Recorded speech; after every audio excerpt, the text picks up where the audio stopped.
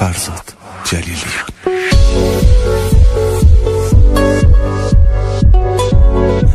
هوای سینه با خیالت بی تو سنگین میزنه هوای سینم، با خیالت پشت پنجره میشینم.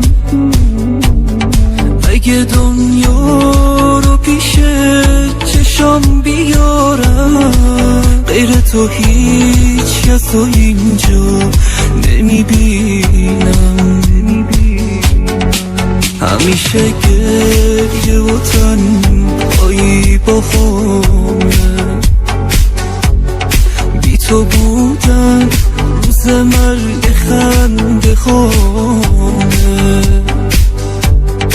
اگه تو حسرت عشق تو بمیرم، تقصیر تو نیست، این از بخت سیامه.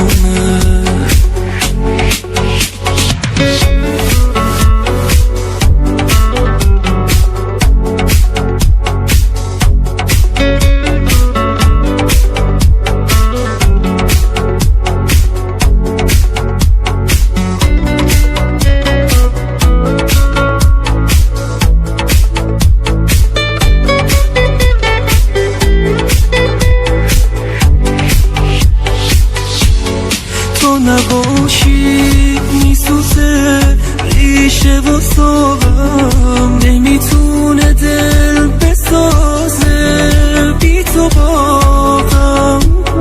تو بزرگی و صبوری با وجودم، آسمون سقف کوتاه اتاقم.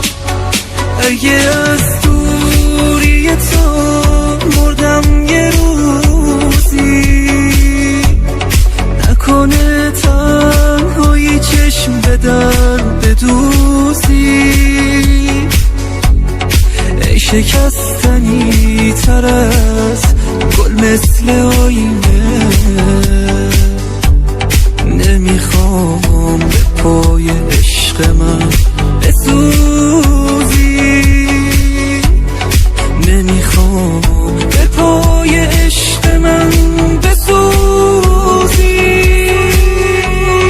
بی تو سنگین میزنه هوای سینم، با خیالت پشت پنجره میشینم. اگه دنیا رو پیش چشام بیارم، غیر تو هیچ کس رو اینجا نمیبینم. همیشه گریه و تنهایی با خونه، بی تو بودن روز مرگ خنده خانه. اگه تو حسرت عشق تو بمیرم، تقصیر تو نیست، این از بخت سیامه.